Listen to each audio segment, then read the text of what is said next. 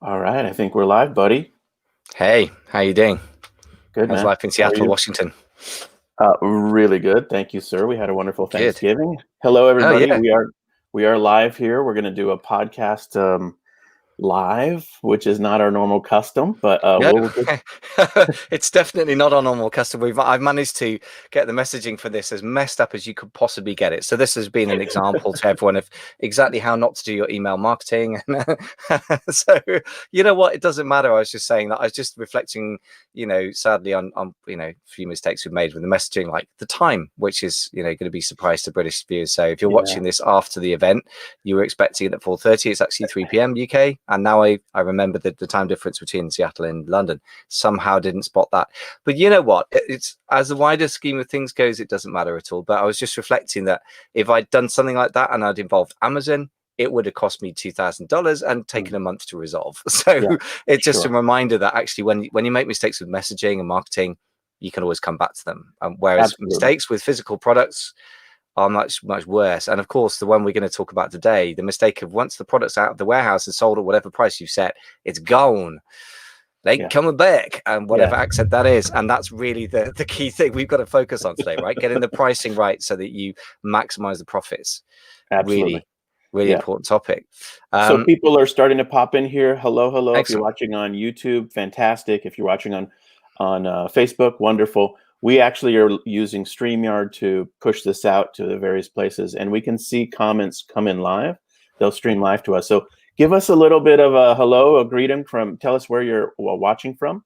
If you're watching this live, and if you're watching via replay, of course, do the same thing.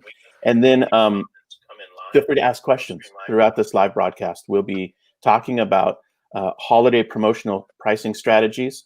And of course, as we record this live right now, it's the Sunday before Cyber Monday, and we're in the thick of it. We've got campaigns running for our own businesses, for our coaching clients, and on and on. And so we're going to talk about a lot of the detail today, but we'd love to answer questions as well during the live portion of the conversation. And then, of course, we'll check the YouTube and the Facebook feeds for comments afterwards. So people are popping in. Rob said hello from Cork, Ireland.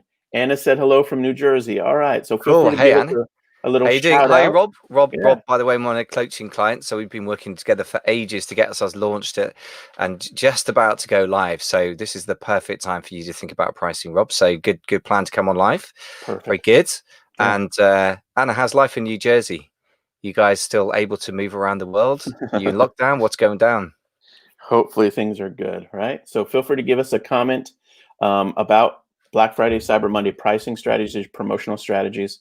If you have questions right in the heat of the moment, if you're working on campaign questions, we'd be happy to answer them live. So let's just give it another minute here before we kick things off officially for our podcast recording. Michael, you all right? I'm good. I know Yeah. he's Ready, now ready to chatting. rock and I roll. lost Michael. He's chatting with everyone. That's great. Yeah, This just is saying fun to be hello. live. We're Yeah, not used to this. Oh, the thing about podcasting is you're very much on your own, and I yeah, love podcasting as a medium to listen to and creating them. And God knows I should, because I think I've been part of how many? I think it's well over 600 episodes of podcast now over 5 years. But the downside of it is there's no interaction, which is yeah, really kind of quite a big bummer, as it were. That's yeah. not very good English, but But doing this live is a fun switch. So maybe we'll do yeah. this moving forward more and more, I think we should. Yeah. and really Actual interact with real people as people we out there. go. At least you know that somebody's listening, which Exactly is right. kind of reassuring. Whereas the podcast, you could record it. It could literally Yeah, get downloaded by one person. Unfortunately, we have a pretty yeah, decent audience building now. Hey there, yeah. Ruth. Ruth, Louisiana. yeah. Excellent. Hey, Ruth. Wonderful. So, yeah. So this is going to be great. I just noticed that our broadcast is showing the charity logo. Yeah, I noticed that. So powerful. Your charity bit of product placement there. Sorry, it was Um, total accident. I which wonder is, if I can we're remove actually that not right really here away. to promote Yeah. that. For you, Well, it's your more choices about, include So Powerful or Powered by StreamYard. Which would you okay. prefer? I guess you may as well advertise your charity. I mean, we've talked about it on the podcast. Why not? I'm happy to have our podcast, Yeah. sponsored by So Powerful, if that's what it is. No, it's bugging me now. I'm going to fix it in real time. I think I can. So let's just keep greeting people for a minute. We're going to kick off our live podcast, which is all about Cyber Monday and Black Friday pricing strategies and promotions, but really beyond that. And this is a set of tactics that are evergreen, that really can work for you any time of the year.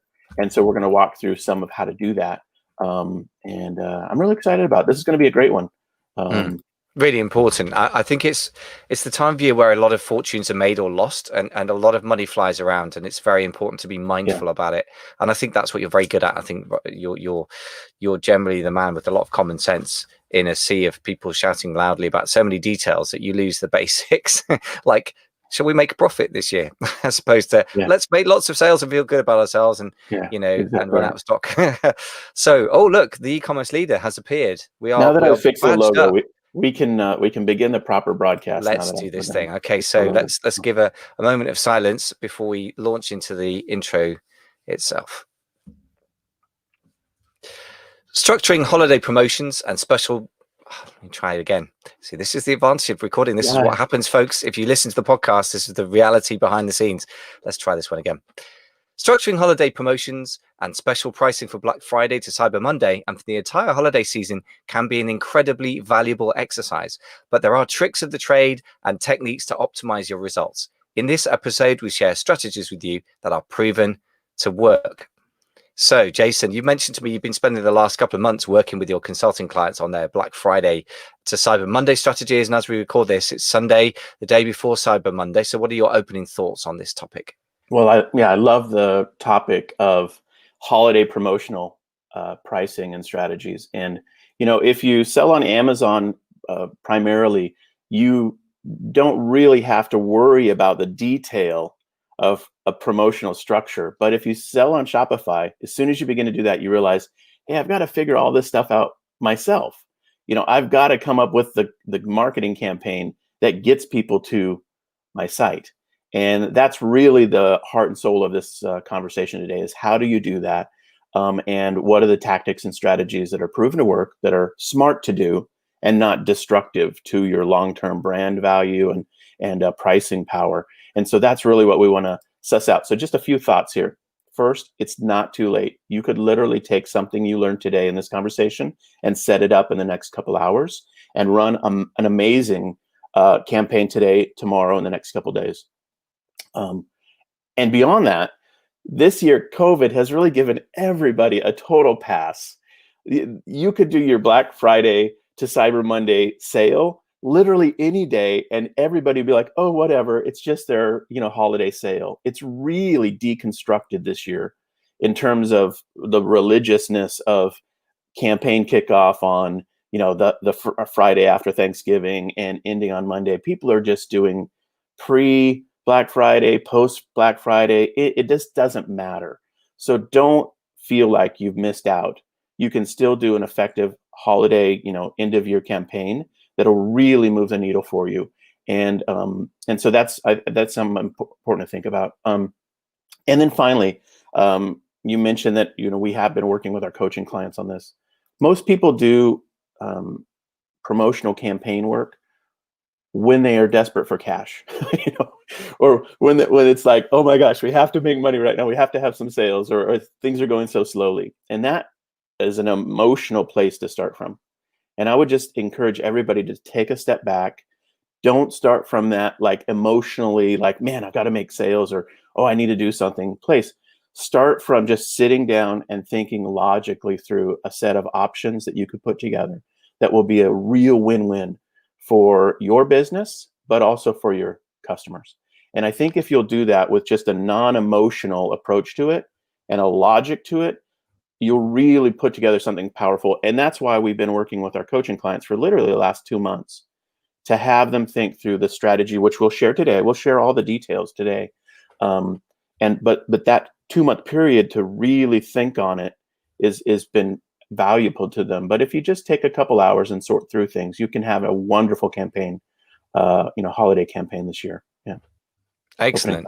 Really love your emphasis. There's been so many of the things, and one of the reasons that I was delighted when you approached me quite a while ago now to set up a podcast is that you're very thoughtful. That's one of your favorite words, and strategic. And I really think it's incredibly hard to do commonsensical things when the world around you is battering you with adverts, with Facebook posts, with podcasts, of which I contribute, I admit.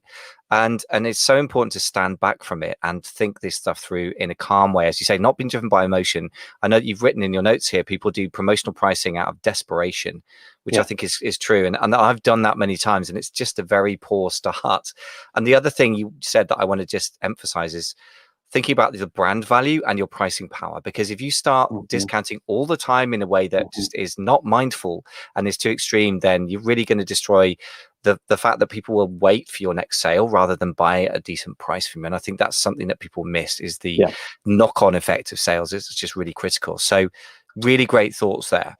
So tell me, by the way, I don't know if we've dug into this enough, about this promotional pricing out of desperation first.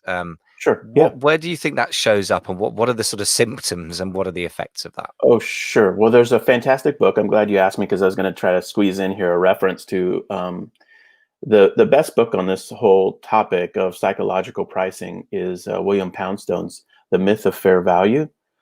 Priceless is the title, and then the subtitle is The Myth of Fair Value. The detail there that is important for us to understand is that psychologically, people anticipate the sale.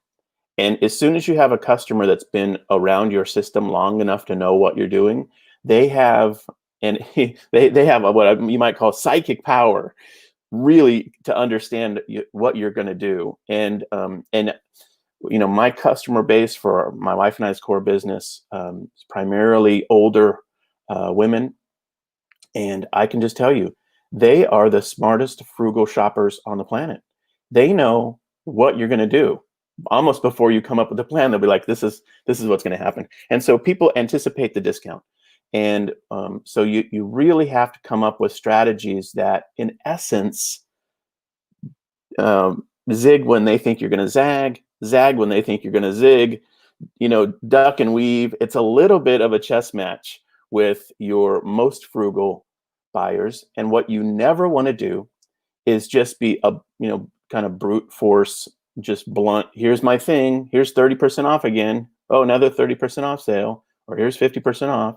You just don't want to be that simplistic about it, because your sophisticated shoppers will be just wait. They'll wait, and they won't buy. And that's one of the dances here that you have to think through with your Black Friday, Cyber Monday strategy. And how will you promote what you're going to do ahead of time really is important. That timing is important because of this effect. You don't want to, for example, announce your Black Friday to Cyber Monday sales 2 weeks in advance, because, of course, everyone would be waiting to purchase until those days. Unless you do it very systematically, where you announce what you're going to do ahead of time, but you put your customers in a situation where, for the bulk of what they're going to want to buy on a day-to-day basis, they're still wisest to just use, maybe their rewards points, or just come and buy what they want when they want it. So you got to think through these timing variables. It's really a central part of it. Yeah. So. Absolutely. And what strikes me, again, there are so many side effects to any single change in a system, is that if you put your price, if you advertise in advance, you're going to have a very low price, you'll have very low sales, right. And then you're going to get a really accelerated version of the really big problem that Cyber Monday or Cyber Monday, Black Friday, whatever they're going to call it. By the way, these are made up things. They were made up by Amazon and popularized, probably. I don't even know the origins, but they're just a decision by somebody. But they have resulted in a great compression of a huge amount of stock, if you're on Amazon particularly, flying out of the door. And that makes it very, very hard to manage stock levels, so you don't run out of stock for the rest of holidays. It makes it very hard to predict stock. So actually having anything in your system that exaggerates this already very exaggerated, unstable system just really makes control of stock and prediction for the future, and as well as cash flow projections, really, really hard. So everything you do needs to be thought through it's a bit like if you're driving a ship, you want to be very mindful that what you do doesn't take you near the rocks or the iceberg on the other side. You're quite a narrow channel through the middle. That makes sense, actually. Yeah, that's right. So let's carry this through. What do you instruct your consulting clients to do? Is there a general sort of Black Friday and Cyber Monday campaign you suggest for people? Yeah, there is. There's a specific campaign format that we've literally perfected. I think it's fair to say we perfected it, or at least we've refined it in our business over the last 10 years. And so it's a 9-day campaign. And so the campaign that we teach our clients to use, and again, you could do this starting tomorrow. So just don't get hung up on the calendar that I'm sharing. I'm just saying for the traditional Black Friday to Cyber Monday campaign model, this is what we do. We encourage people to think about the 9 days from the Monday before Thanksgiving in the US. So this year that was the 23rd.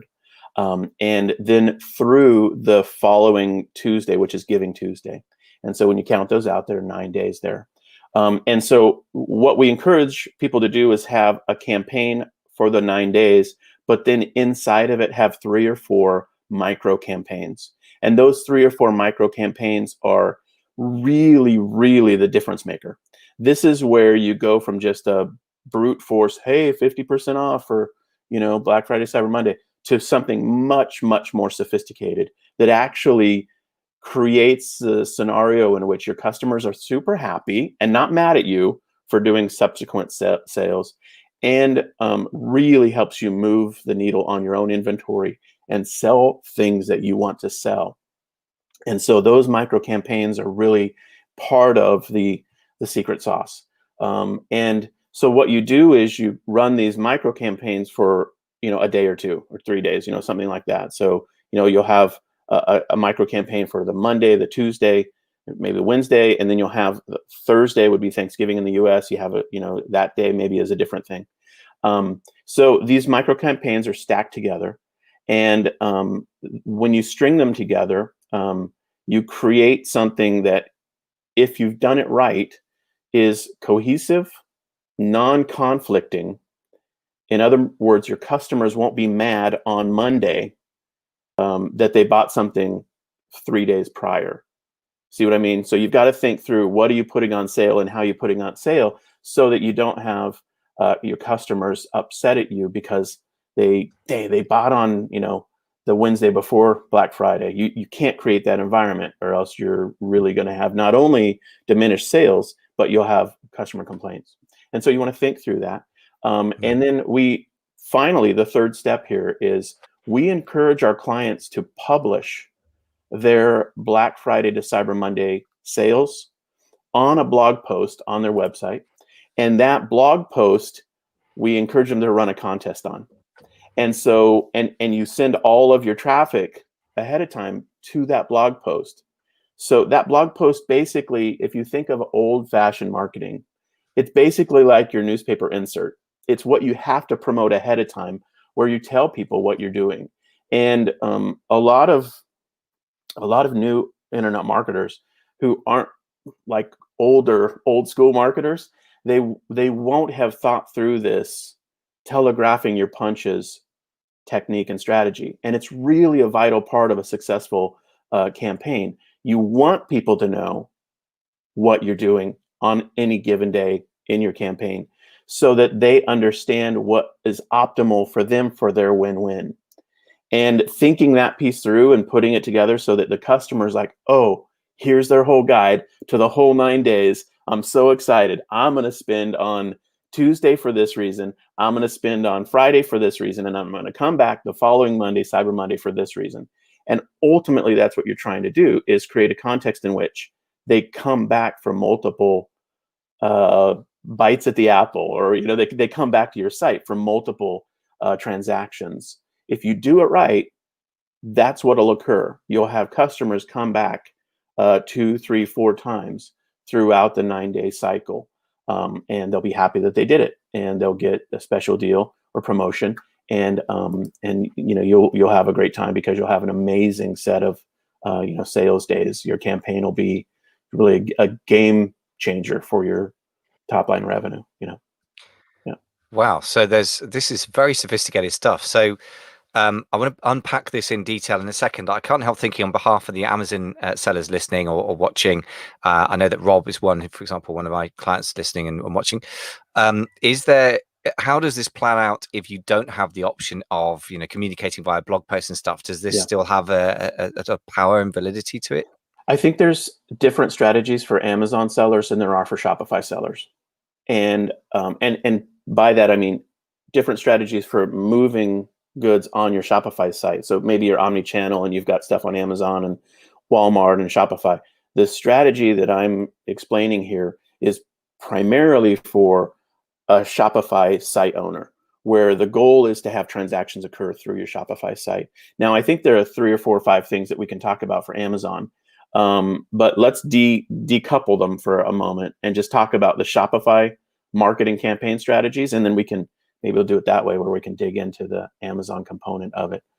Makes total sense. Yeah, I was yeah, just wondering whether it made sense to separate them, and it sounds like we need to, as often the case, different business model and yeah, different levers you can pull, I guess. All right, yeah, so lots to unpack. I mean, really, already this is so different to anything I've heard. It's very sophisticated, and I think one thing that's kind of not sophisticated in a sense, it's simple but easy to mess up, is that fact that if you buy something for $30 and then you could have bought it the next day for 20, you're going to be really annoyed. And I yeah, think that yeah, accounting for that and elegantly dealing with that is incredibly smart. So yeah. let's unpack this a bit more then. First of all, why are we doing 3 or 4 micro campaigns? That sounds quite complicated. What's the thinking behind that? Sure. It's in essence a strategy to um, disintegrate your sales that occur on your site and have people come back the 3 or 4 times, as I mentioned a moment ago. And so what you have the opportunity to do if you create the 3 or 4 micro campaigns is to create email marketing and create social media marketing and advertising um, for each of the micro campaigns. In other words, it gives you, and instead of having one monolithic 9-day sale, where you really, once the customers heard about it, they're like, okay, I got it. You're having a sale. I get that. Check. And you've got 9 days for them to show up. That's not a compression of urgency and scarcity. I mean, you lose psychological power if you have just a monolithic 9-day campaign. Whereas if you have 4 campaigns that are stacked together back to back for 9 days, you've got the opportunity for urgency, maybe scarcity, depending on what you're selling. Maybe you sell through stuff. And you've got, most importantly, the opportunity, the reason, the rationale to promote every day for 9 days. So just think about your email marketing, for example. If you've got a traditional monolithic 9-day sale, you would maybe kick it off ahead of time. Maybe if you're being really aggressive, you do a pre-announcement, before it even starts. Then you do a day of announcement. Then maybe you do a midday announcement. Then maybe you do a last day, 24 hours left announcement. So you got 4 bites at the apple there with email marketing. But if you do 4 micro campaigns over the course of 9 days, you literally could email every day for 9 days plus the pre-marketing. So you literally could do it at least 10 email campaigns, and that's just email marketing. And you have the rationale to do it. It's not just like you're saying the same thing over and over. You're saying something different almost every time. And so that's really, really vital to this whole concept of a micro campaign inside of the 9-day structure. Yeah. Wow. This is sophisticated work. I have to be honest, when you, as I should know better by now, because you are a sophisticated businessman, if nothing else. And when I first thought we were going to talk about holiday pricing, I thought you were going to just say something simple like, don't put your prices too low because you'll sell out of stock and you won't make profits. So that's maybe my very primitive thinking. You have come up with something that's way more sophisticated than Thank that. And you. I love what you're saying. And I think there's nothing more annoying than getting an email or 5 emails about the same exact thing from the same marketer. It's just Right. going to lead you to want to unsubscribe, right? And I do that myself as a marketer, and I unsubscribe on the opposite side. So my behavior as a marketer is very inconsistent with what I'd want as a shopper. And you flagged Mm-hmm. that up earlier with the Mm-hmm. price. And I guess now we're talking about the marketing Mm-hmm. and feeling pestered versus being given Mm-hmm. opportunities to buy, if you like. So Yeah. tell me about this. So you mentioned that some campaigns can sort of conflict with each other. Tell Yeah. me a bit more about this sort of campaign conflict or non-conflict, how we manage that. Well, the simplest thing to do is to think through what your micro campaigns are going to be, and we'll talk through some examples here in a moment. And just ask the question: if somebody bought on Friday, and then your sale occurs on Cyber Monday, would they be mad at you? Are you setting them up for unhappiness? And you cannot do that. I mean, you can do it, but it would be a mistake. They would be mad at you, and also they would complain. They'd probably email you and say, I want my $20 back. I overpaid for this.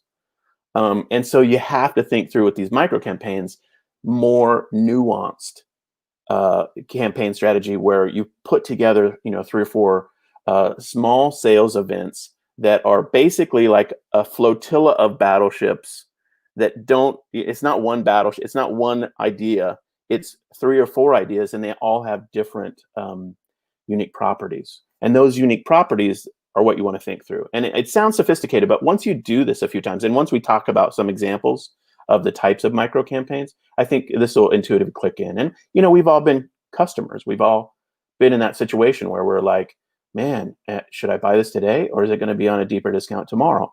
And you want to resolve those questions in the mind of your customers so that they know exactly that it will not be cheaper, tomorrow. And that's really the power of thinking through, how to do a non-conflicting set of micro campaigns. And you're smart to do it, and you're not smart to not. I mean, you know what I mean? It's not smart to do it unwisely. So.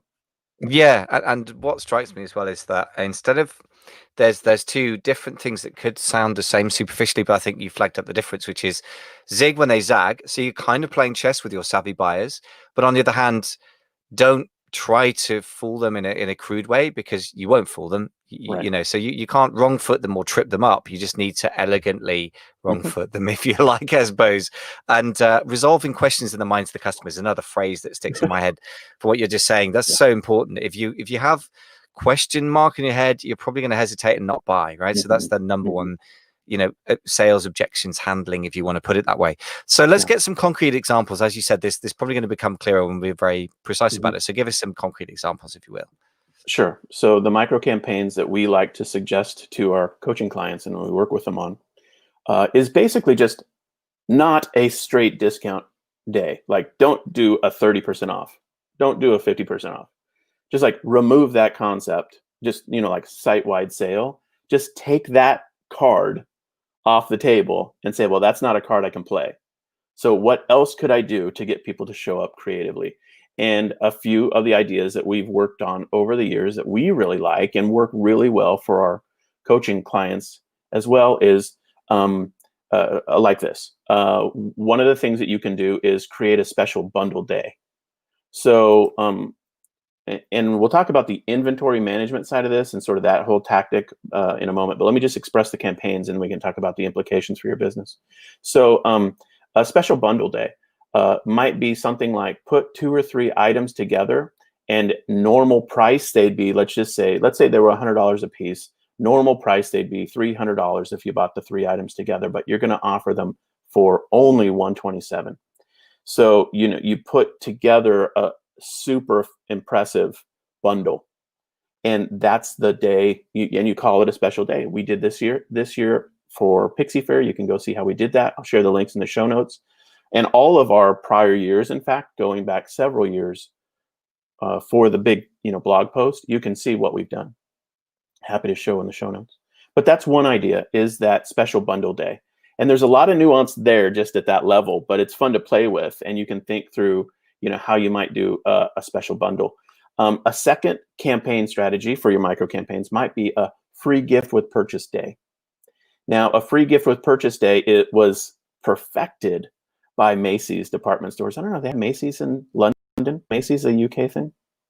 It's definitely a New York thing, I think. Yeah, It's okay. it certainly doesn't exist in US, the yeah. UK, but it's quite Yeah. famous, so people do know of it. Yeah. Yeah, so Macy's has, for their cosmetics counter, a sale, or they did traditionally for a long time, where you would get a free gift with purchase.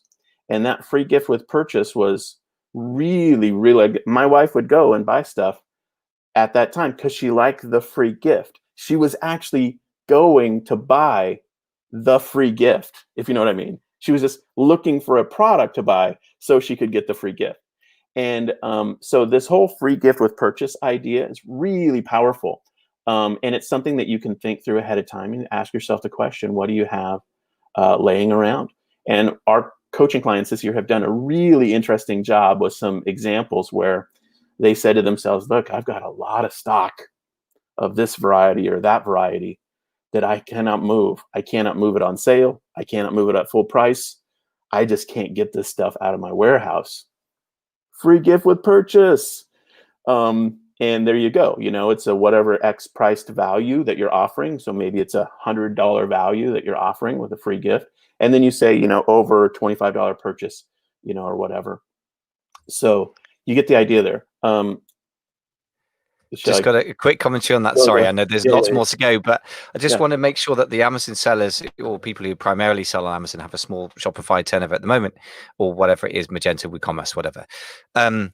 Don't miss the fact that some of these things really are applicable. I mean, you have less control over things on Amazon, of course, but I think you can't bundle things together virtually on Amazon, but you can offer discounts on related products. There's lots of things you can do with coupon codes there, so that the basic principle applies.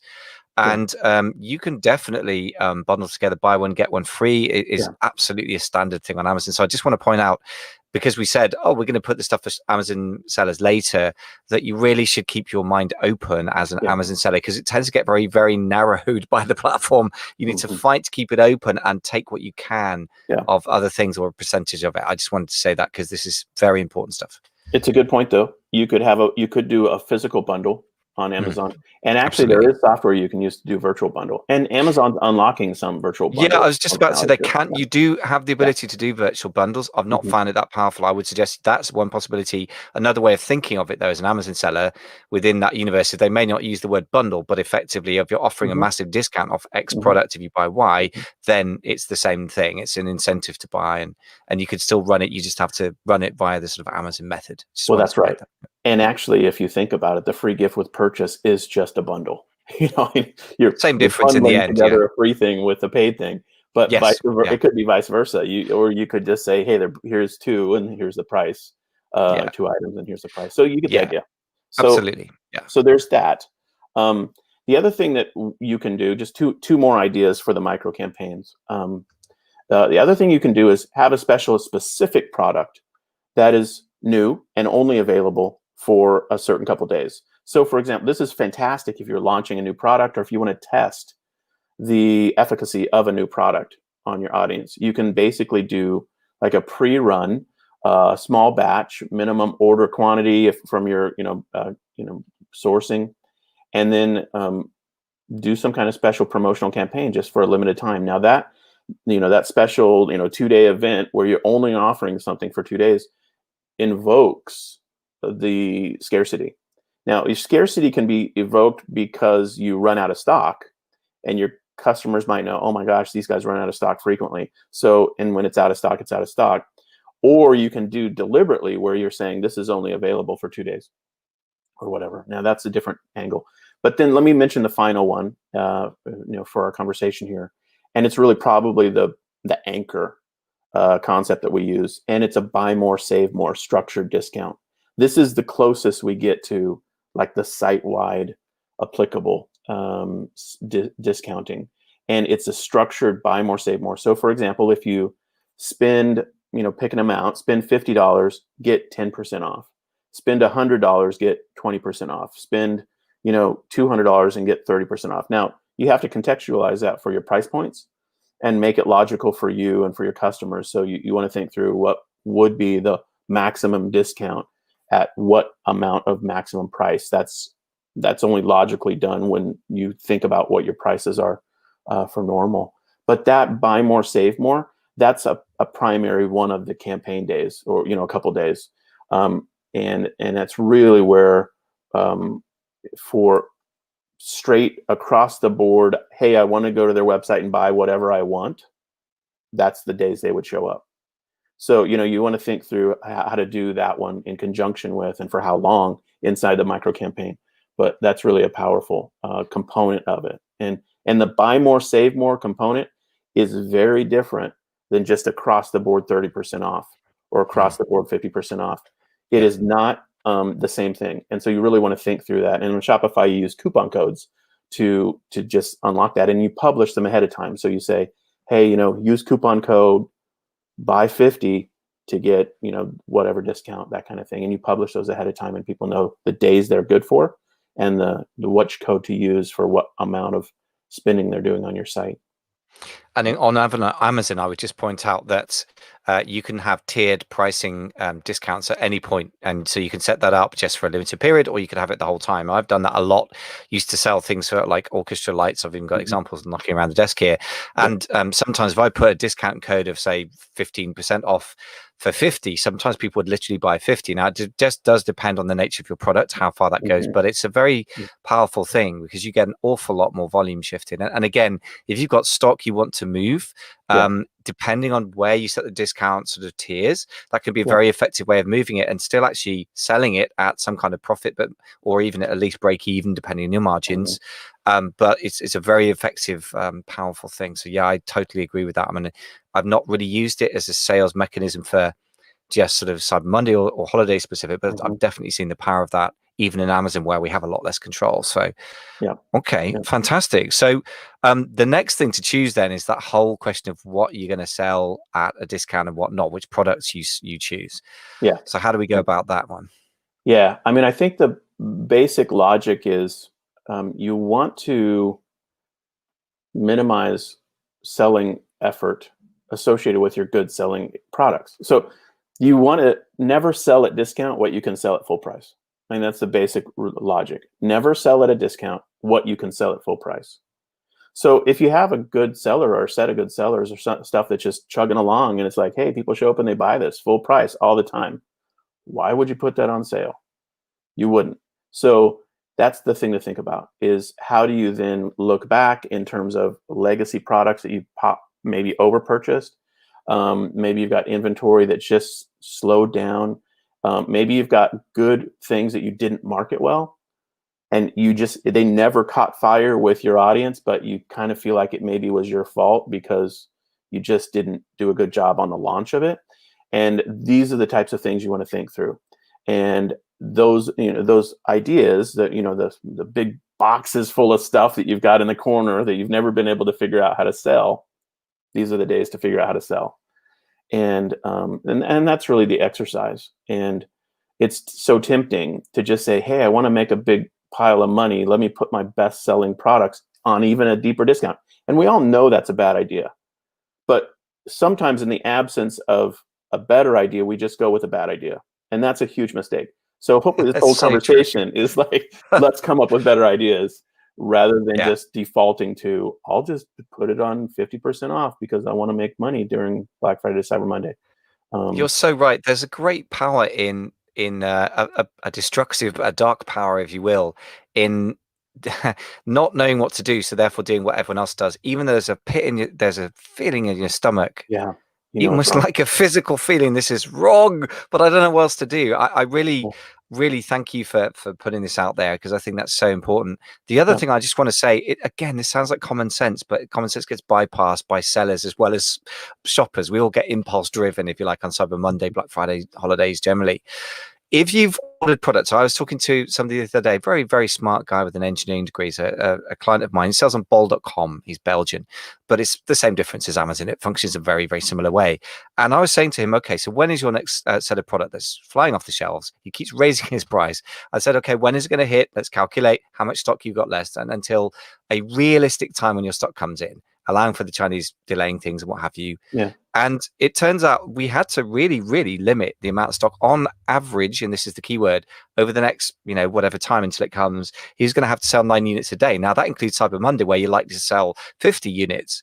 Yeah. And therefore, the thing he had to do is actually, on his best-selling product, by the definition of that, often means you're going to go out of stock, really raise his price a lot. It wasn't a question of just keeping it the same. Because otherwise he'd just go out of stock and he'd have some glorious days and then absolutely nothing, which doesn't make any sense.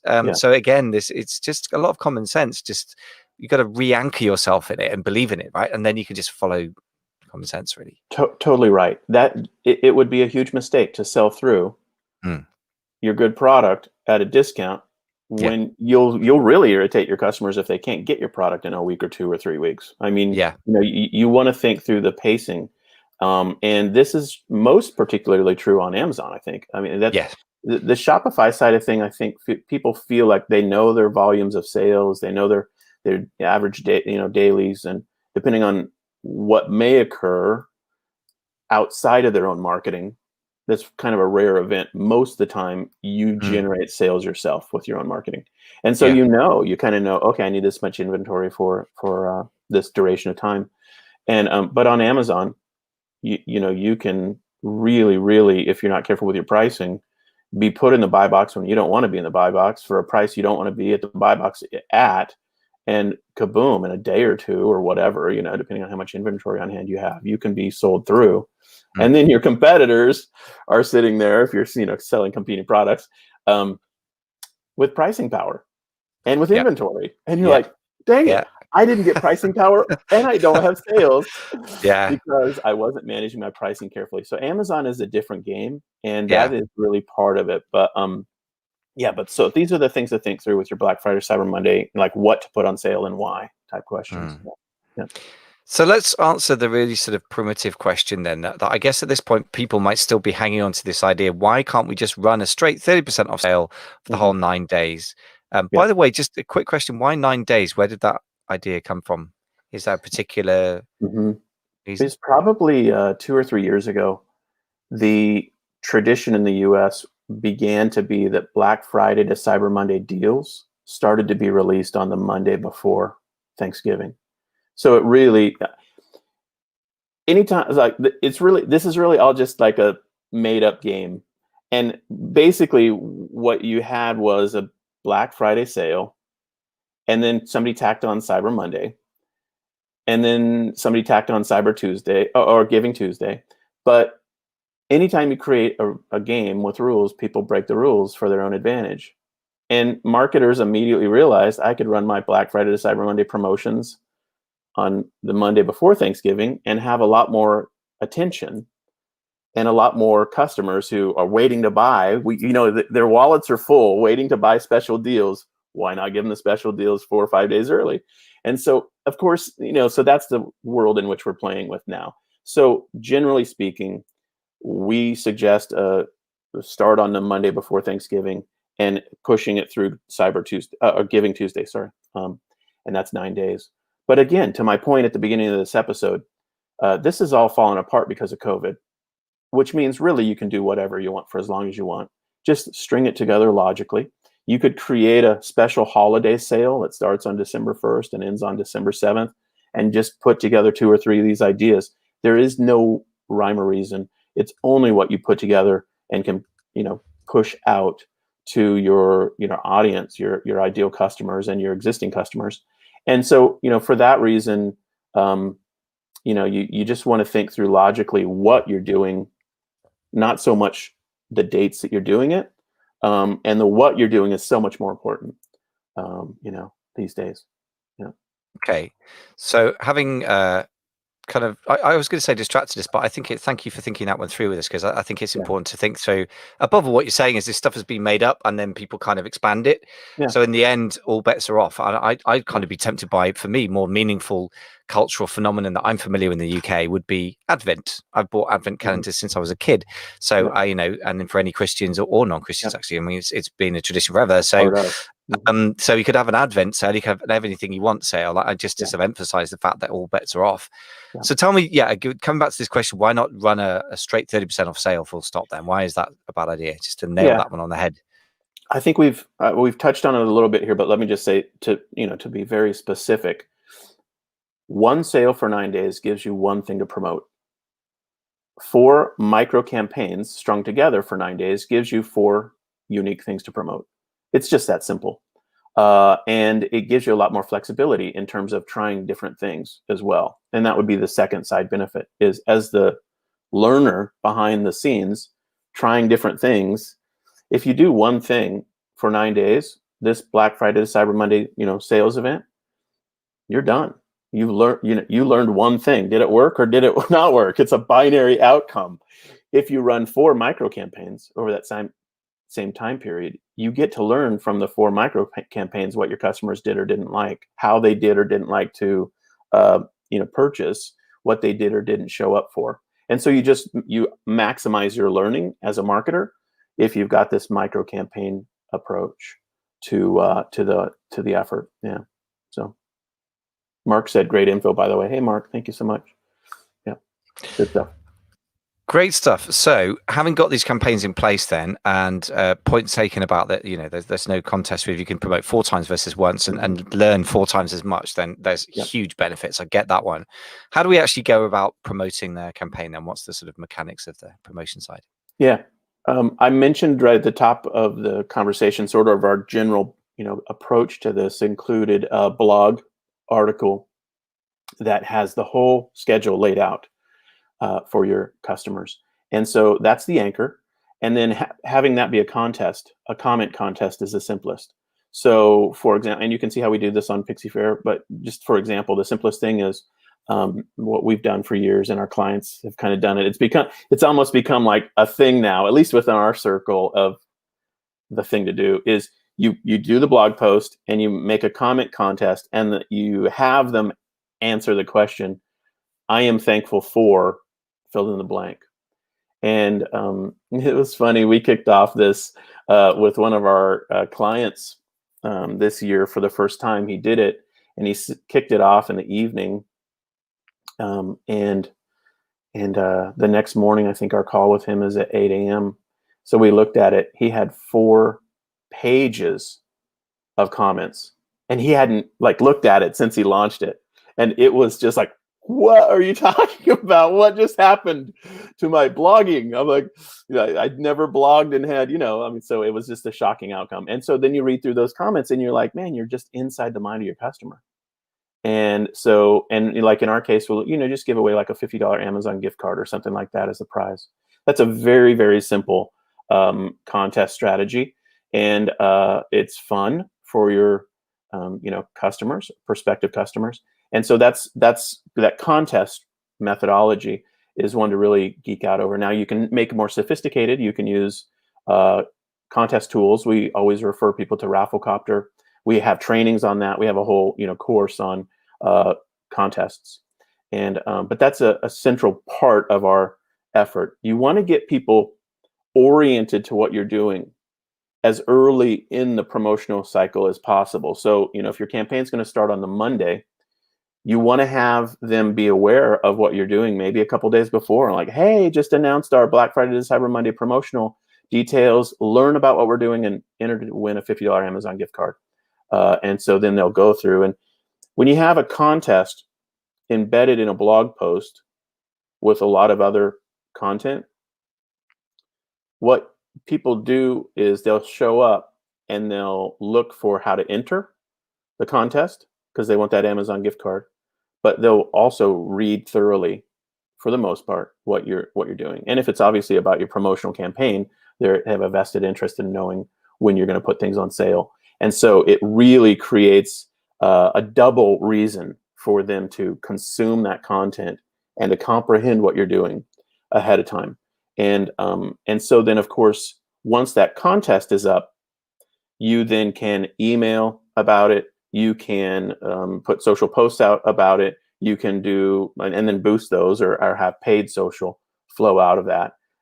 And you can even have in the contest, if you want to do a sophisticated contest, you could have a refer a friend or a share this or repost this content as entry methods. And that viral sharing really can help spread the message that you're trying to convey to your ideal customers as well. So blog, contest, email marketing, social media work, I guess would be the core components of it. Yeah.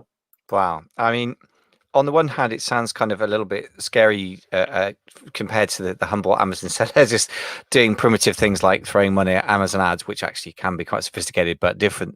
Sure. But on the other hand, if you've got any kind of blog, and if you haven't, it's a great reason to start one now. I mean, never mind this Christmas. Next year, I think there will be a Christmas again, and there will still be people buying it.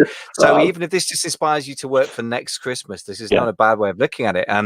So that sounds really powerful. I really love the fact there's so much psychology behind it. You're kind of buying people's attention by offering a prize, which is really powerful. Massive engagement, super smart stuff. And actually, I guess you probably don't need a huge audience to get quite a lot of engaged people by the sound of it. No, you don't. But obviously, the bigger the better. Of course. with the Yeah. right type of customers. I mean, and so that's that's one of the components of it. What you're trying to do is figure out a reason why prior customers will show back up, or prior visitors to your site, and how to attract new people for the right Hmm. reasons. Um, attracting new freebie seekers is fine as long as they convert to buyers. Hmm. So you want to think through that. And I will just say, you mentioned, if you haven't done a blog before, this is a reason. We actually have coaching clients who had not set up a blog previously to this year, and set up their blog for this reason. And you're right. It's a fantastic, you don't have to do a blog like, oh, today's journal entry is, I feel good. And, you don't have to do blogging for like in that form. You can do a blog that just is your contests or your promotional campaigns, and it's on your site and people can see it, but it's obvious that it was your prior contest. Um, and I will just say just one other piece of this for Shopify users in particular. The reason you want to do it as a blog is because it unlocks the comment element. So if you do it as a page on your Shopify site, you do not have the commenting architecture of Shopify. So do it as a blog, and then allow comments, and then set it up as a blog comment, and you'll find out what hundreds or thousands of your customers are thinking. And you can go back and listen to our prior episodes on winningonshopify.com. We've talked a lot about blogging. One of the podcasts we did was blogging for e-commerce. I think the subtitle is how we got 24,000 blog comments in 12 days. That was, so we'll link that in the show notes. That blog breaks down a different campaign that we do called the 12 Days of Christmas, which maybe we need to dig into at some point. But that will explain to you the way in which we do the blogging comment stuff, and really get people engaged. I can't say, I can't underemphasize. I mean, I guess what I'm trying to say is it's super important to think through, how do you promote your campaign? Because to put a sale together that you don't promote is to really upset your customers in a way. Like they'll be mad that you didn't tell them effectively about what you did. And so you really want to think through, how do you get a maximum push for getting the word out about your special campaign? And if you'll do that, you'll have such a tremendous outcome that you really can pull back and say, okay, I don't need to do this every other Tuesday. You know what I mean? Like, this is a special once a year thing, and I'm going to make it such. This is my Super Bowl. Like, this is my game day where I'm showing up and I'm going to do something so spectacular, both for my customers and for us as a business, revenue wise, that it's going to be worth the time and energy and effort to really, really make it a monumentally important campaign, and put the time and energy into it ahead of time and afterwards, and really, think it through for maximum impact. Yeah. Yeah, that makes a lot of sense. So let me just reintroduce the topic here for anyone who's listening or just joined us. So we're structuring holiday promotions and pricing for Black Friday to Cyber Monday, or Black Friday, I should say. Sorry, it's all muddling together in my mind. Basically, there's sort of 9 days, and it'll probably be 12 days next year, that you pointed out, Jason, that from whatever you're calling it, Black Monday through to Thanksgiving Tuesday, or whatever it's called, Gifting Tuesday, Thankful Tuesday, Holiday whatever. campaign. Completely made up, whatever it is. I don't take these words too seriously, because next year there'll be something else. But so fascinating stuff. Now we've been talking about stuff that is kind of more generally doable, I guess, if you've got your own store or site. Although I really encourage all Amazon sellers ever to get their mindset before their business off Amazon. So you start thinking broader. Some of the stuff you can take, which isn't common on Amazon, but is doable on Amazon, which is a great strategic advantage, isn't it, if you think about it? Yeah. And then a lot of it, you should be developing a blog, even if you don't send the traffic direct to Amazon. But let's talk specifically for Amazon sellers. Let's address that first. And I think that we need to make sure that we don't, undercook that for them. Absolutely. Yeah. And let me just also interject here, because I think we'll talk about Amazon for a little bit, but then we'll wrap up. If you're watching live with us, because we are broadcasting this live, and you have questions, feel free to ask them in the comments, either on Facebook or YouTube. We can see them here in StreamYard, and we're happy to answer them live. So if you have questions about your campaign tactics, happy to insert those into this recording. This is a podcast we're going to have for replay for the long term. But if you have a question live for us, that's fantastic. So yeah, let's talk a little bit about Amazon then. For the hardcore Amazon sellers who have their business up and running effectively on Amazon, I suppose we have to break it down into a few categories. There are retail arbitrage and online arbitrage folks. There are private label folks. There are wholesalers. There are people who have their own bespoke product, or OEM, whatever you want to call it, your own original product that you're selling at scale on Amazon. I think each of those probably has its own nuance and its own list of potential holiday campaign strategies. But let's just talk in general about your 10K Collective members, Michael, and the people that you've consulted with. What do you see as some of the common errors or mistakes that they will run into? We referenced a little bit in this prior conversation a bit, but why don't you just clarify, hit on the head clearly, what the pitfalls are of a holiday campaigning on Amazon? Well, a lot of it is actually the stuff you said, the general principles does apply on Amazon. So I think the first thing is to really have a strategy. And I think because you have to, I mean, this may not be true, maybe the grass is greener, but I have this idea that because Shopify or Magento, or whatever, your own site means that you have to do everything. You have to create your own traffic. You have to, create your own version of the web pages such that your conversion rate works and so forth, which Amazon does for you, that you'd have thought everything through and be more mindful. Now, maybe that isn't true, but it's certainly true that on Amazon, there's a lot of external pressures to follow the crowd, because you can literally see your competition on the same site you're selling on. And that has a psychological effect on sellers. So I think that the first thing I would say is you must step away from the Amazon platform and think about some things. First of all, basic business principles, and clarify your objective for the season. Are you trying to maximize profit? Are you in fact just trying to launch a new product, in which case market share is probably more the metric? And just think in terms of business principles, what you're trying to achieve. Literally step away from Amazon, because it will mess with your brain. It's supposed to. It's designed that way. It's designed to be a downward price pressure. It's designed. Remember that Jeff Bezos always said, customers are unlikely to not want three things: lower prices, greater selection, faster delivery. The first two of which absolutely are not in our favor. So it's important to think that through. And that's the first mistake I see. The second mistake I see is maximizing revenue over profits, which is kind of simple. And that may make sense for your business goals in a specific instance that you're launching, but otherwise it doesn't. And the third mistake I see is focusing only on sales, maybe profit, that side of the business, the income and side and revenue, but completely neglecting the stock management side, which is the flip side of it.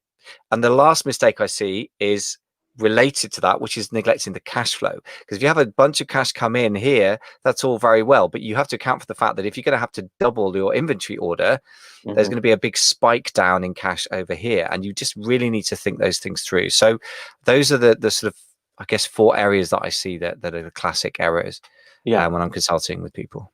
No, I mean, it's very, very interesting, isn't it? The Amazon game. I guess as an outside observer more, and we do coaching client conversations.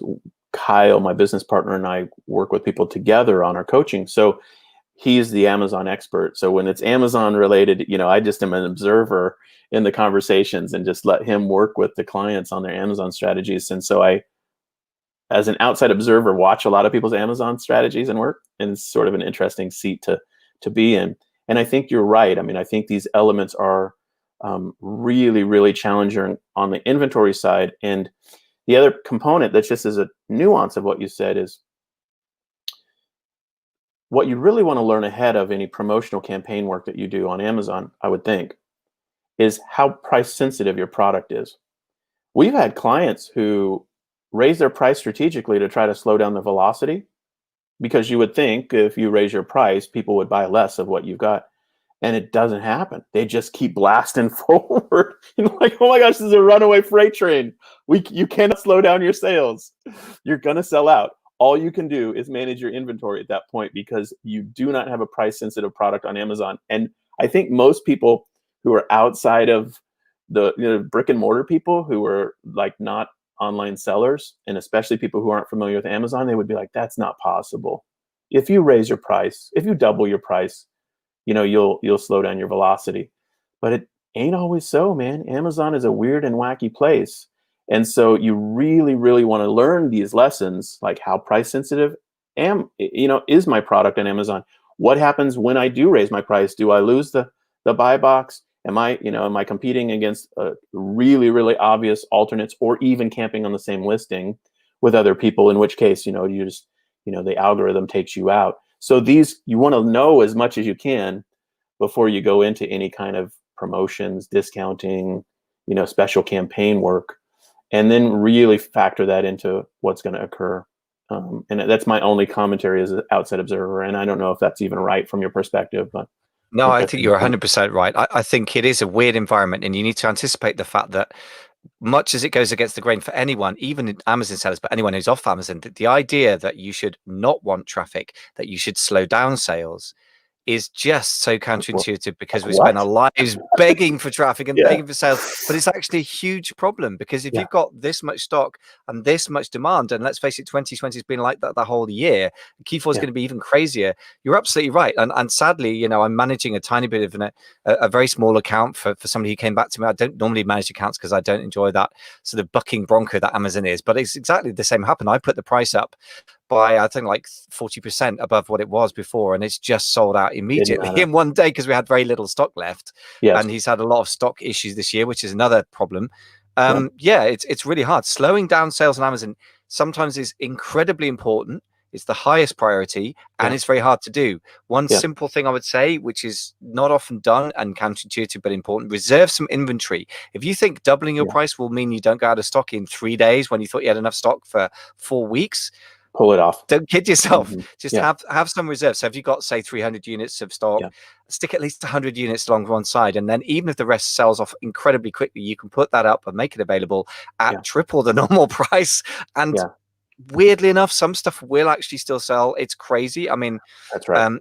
it is really important. And I think also that really just brings in a whole more general thing, which I'll just touch on, which is you have to manage sales velocity on Amazon. It's not a Mm-hmm. question of pulling the levers to get more sales.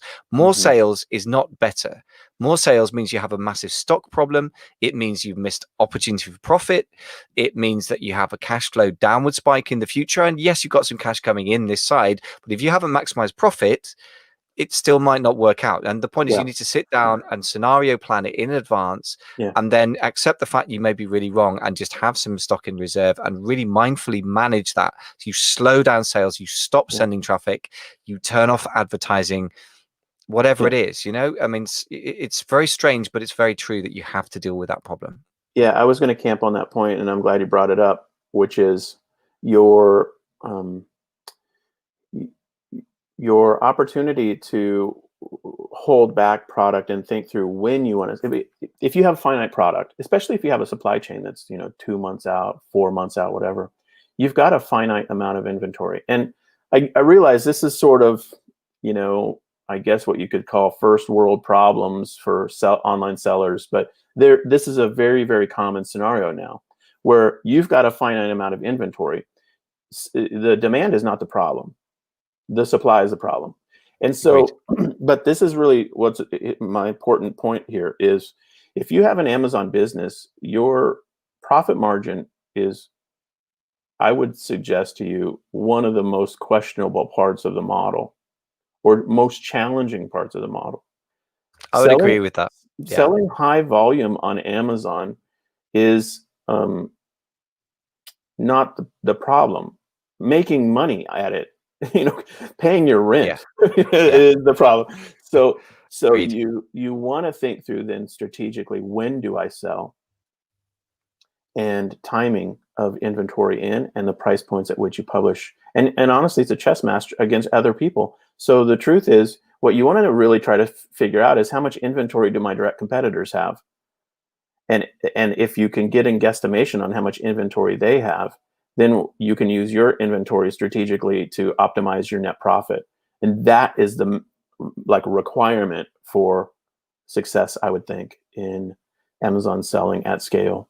Now, if you've got a runaway freight train product where it's just like any price, whatever I put in, I can sell it through, then it's not an issue. But if you do need to think through, your margins and your pricing related to your net profit, then I think it's more about time almost of time when you're selling than it is, the price point. And really thinking through how to take advantage of, that demand curve and how to ride it gracefully and win. Yeah, ride it gracefully. If only this year's not led itself to grace in any sort of No. aspects of life. Some has it, but Amazon Yeah. selling's gone particularly crazy this year. I spoke to a Yeah. client of mine, or sort of former client, who may come back into the fold actually, but they tripled their revenue this year. And he said they had a product that they ordered what they thought was 6 months worth of stock, and they sold it out in 2 weeks.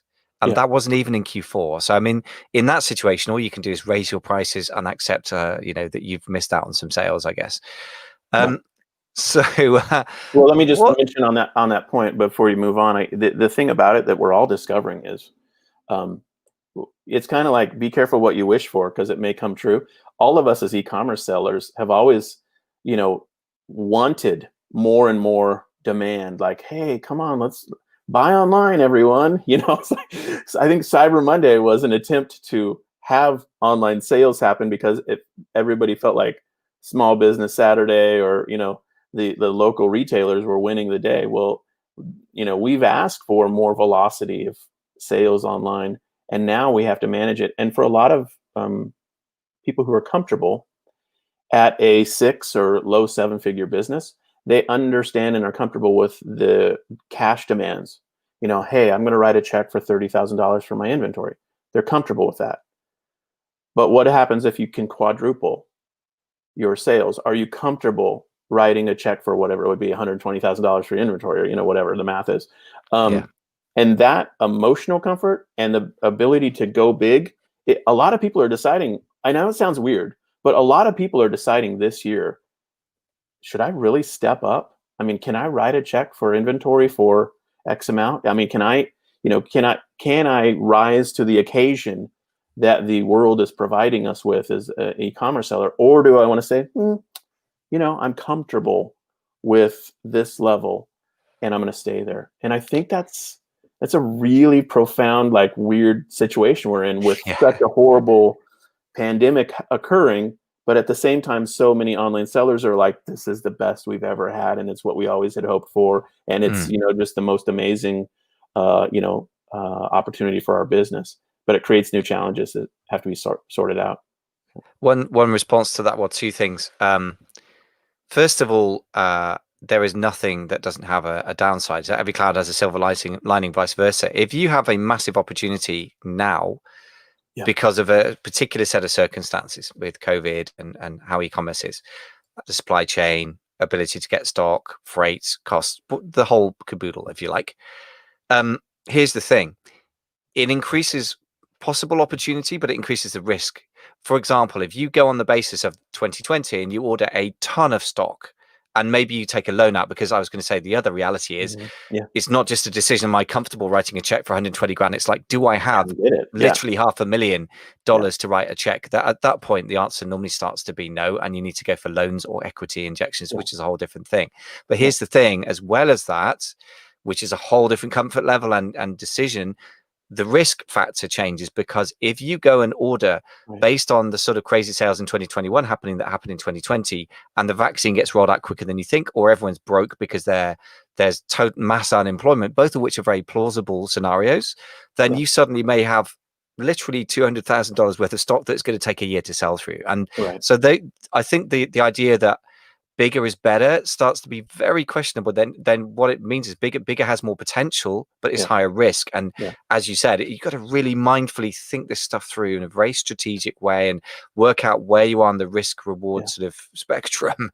Well, I totally agree. But we've transcended the topic of Black Friday, Cyber Monday, We have. campaigning. Let's get back to it's central to it, isn't it? Is the inventory questions. You and can't the, get around the fact this is an extreme thing that forces you to be aware of the stuff you got to think about anyway. But you're right. Let's talk about the specifics here. Participating in the Amazon special promotional Black Friday, Cyber Monday type events, they offer these to private label sellers and indeed all their sellers. Is that something you recommend getting involved in from your perspective? Man, I've heard mixed things.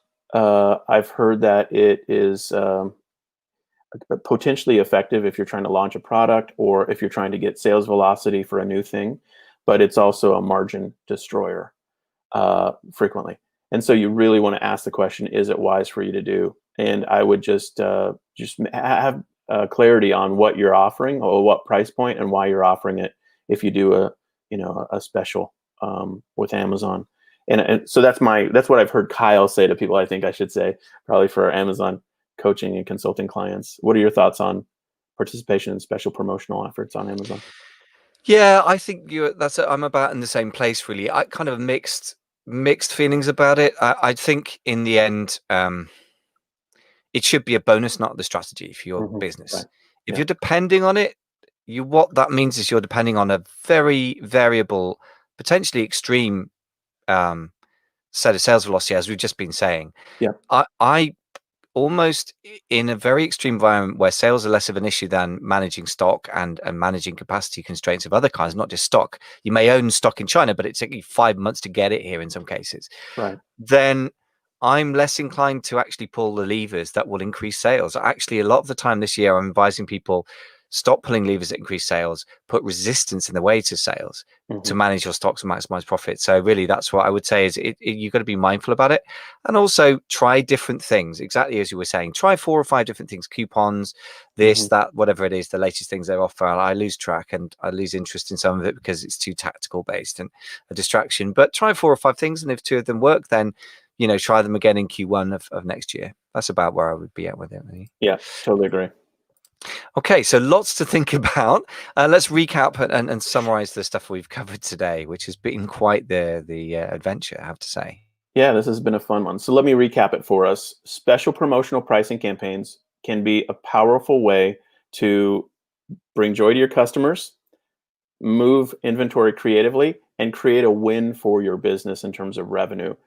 You've got to plan well in advance and do it non-emotionally. Do it in such a way that you create a true win-win for your customer from day 1 in your special campaign to day 2 and 3 and 4 and beyond, so that you have customers who at the end of it would say, I got what I want at a great deal, and I'm not upset that anything else happened that I didn't get to take advantage of. And then finally, my strongest recommendation would be you learn from your campaigning and you do the micro campaigning so that in 6 months' time or a year's time, you can say, oh yeah, remember when we tried this, this, and this, and here were the outcomes that we achieved. Now let's tune it up, improve it, and make it even better the next go round. And I think that's one of the most powerful parts of this whole system is really documenting your learning, seeing what happens at both the product level, but also the top line revenue level, but also most importantly, the net profit level. And when you do that, you'll end up being a competent special promotional campaign marketer in a way, and you'll learn as you go and really, really improve the outcomes of your business. And that's the goal. And so hopefully everybody who's listened to this show can take 1 or 2 of these pieces, put it together, and really start to put together the makings of a fun campaign, even this year. I mean, in the next today, tomorrow, next few weeks, so that you have an end of year burst of revenue for your business and really finish the year strongly. So that's what my encouragement would be to everyone who's listening today. Yeah. Excellent. Just a couple of final thoughts on that from my side. Number 1, really think through your stock management. Like really sit and sweat over it. Do spreadsheets. Talk about it with other people. Amazon has a bad habit of, as one member of the mastermind put it, look, you put stock in and it evaporates. Like you send in 10,000 units for 6 months worth and it goes in 5 days. That's the kind of thing that happens. Second thing is be aware that on Amazon, you may not want to run any promotions, any traffic or any special price of your bestsellers. You want to do the opposite, just raise the price continuously. Yeah. It sounds insane, but that's really often the case now. It's not just an exception. And the third thing, that said, of course, as you said earlier, it's a great time to shift stock you need to move through. And I particularly flagged up for anyone who uses Amazon's FBA centers that Amazon will really punish you these days for having slow moving stock.